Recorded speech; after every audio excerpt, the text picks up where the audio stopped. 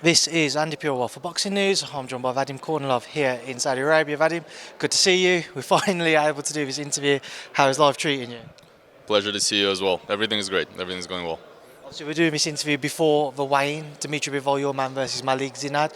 Not the fight you was initially preparing for. Everybody was very excited for an undisputed bout to take place. Before we come on to Malik Zinad, just walk me through the process and finding out that Bivol-Beterbiev was unable to compete what would be tomorrow night. Yeah, it's just there's sometimes in boxing there's some mornings that you get more text messages and calls than you usually get. So whenever there's a morning and I turn on the phone and I see that there's over 50, 70 WhatsApp and text messages, then I realize something's going on. And it was just one of those mornings that I guess it happened the day before, and we found out about it at night that Beterbiev is injured and he has to go to do his surgery, and we were just hoping that the fight happens. We're just hoping that they find a replacement, we stay on the show, because at the end of the day, for an athlete to go through 2 months of camp and not be able to, blow that off and not be able to get in the ring and take care of business, it just adds up and it's not good. You know how it works. Yeah. Vadim, obviously, previously, Artur had pulled out of the Anthony Yard fight and had that move to a new date. Same with Callum Smith, pulled out and a new date was found. Did you have any kind of worries going into the initial date that because of Beterbiev's age, something might come up and you might find yourself in the position you're in now? Of course, we all had it in the back of our mind, but we didn't worry about it because you can't worry about that stuff. We're just training, and we're just set for the date. I mean, Dmitry was ready to become undisputed already at that point. We've been in camp for 2 months, like I said, so he was already in shape. Like, we could have done it that day. But at the same time, it's boxing, and you can't predict things. You can't predict what happens, and there's no way you can blame Artur either, because we don't know what's going on in his camp.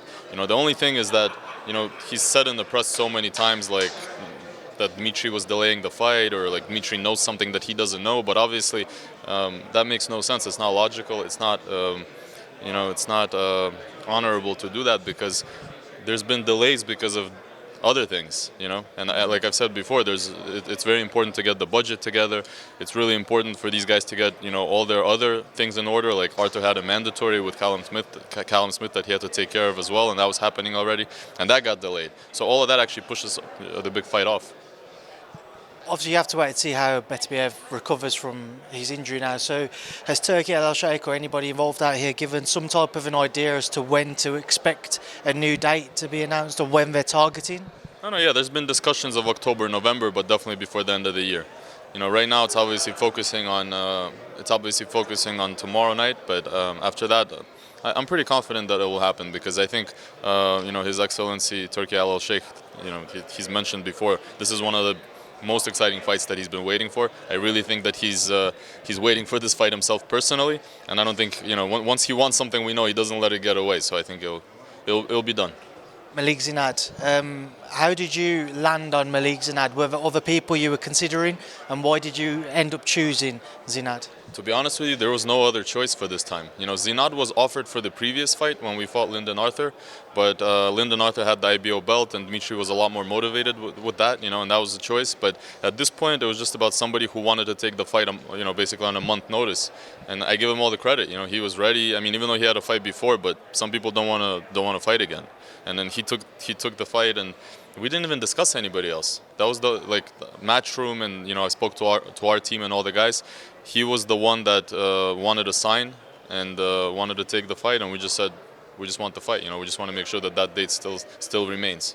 What are the dangers that Malik Zinad poses, Vadim? The main danger is that everything is on the line, everything is on the table, and for him, he could change his entire life in one night, or maybe in one round. That's how boxing is. So the main danger is that we have everything to lose, he has everything to gain. It's very simple. And he's a top athlete. Maybe he's not at Dmitry's level, like some people say in the press, but that doesn't make him not dangerous. He's still at the level. He's beaten some top guys. He's an IBF #2 mandatory. He's not just some guy, and he's unbeaten. He's never lost. He doesn't know how it is. So you never know. It's always a risk. I know you have to focus on Saturday night, and then there's going to be all the talk of undisputed beyond that. But I spoke to Jai Opetaia about 2 hours ago, and he said previously Turki Al Sheikh had brought himself and Dmitry together. They was in a room, and he's very Turkivist is very motivated to try and make a fight between Dmitry and Jai Opetaia at some point. I know Dmitry played it down in the week, but do you think at any point we see Dmitry step up to cruiserweight and we see a Jai Opetaia and Dmitry Bivol fight? It's hard to say something again because again His Excellency wants it, so who knows who can stop him. But at the end of the day, I've said it before to the press. I think Dmitry should fight at 168 if he's successful at 175. Whoever it is, maybe they say Canelo. He's already beaten Canelo very confidently, so there's no point of having that big budget of doing it again at 168. But in my opinion, 160 Dmitri's not even big enough for 175. So for light heavyweight. He's a smaller guy for most guys that he's fought in his career. So I think he can easily go to 168, and after this fight and after being probably closer to the top 3 pound for pound, he would need to beat somebody at 168, gain a title there, or maybe become undisputed there, and prove to everybody that he's one of the best in the world. I mean, on that note, obviously going to be a lot of talk about if ever we see a Canelo rematch. Do you think at 168 it's possible, or given how kind of time has passed since their first fight, it just looks increasingly unlikely we ever see the two of them share a ring again?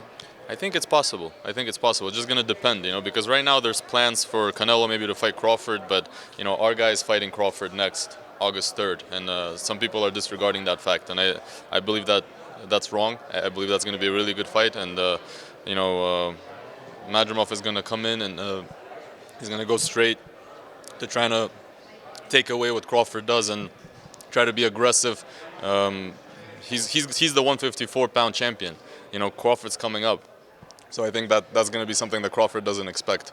And after that, we'll see. We'll talk, because maybe that Crawford fight is not that exciting anymore, and maybe we can talk about Bivol fighting Canelo at that point.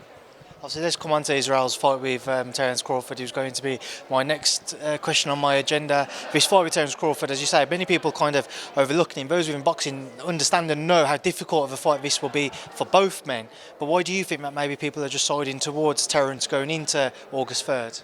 Because there's always that one fight. There's always there's a point in somebody's career that you can't say that he loses, but there's always that tough fight. Somebody loses, somebody just has a really, really tough night. It happens, and right now, he's going to 154. Madrimov, he's there for a reason.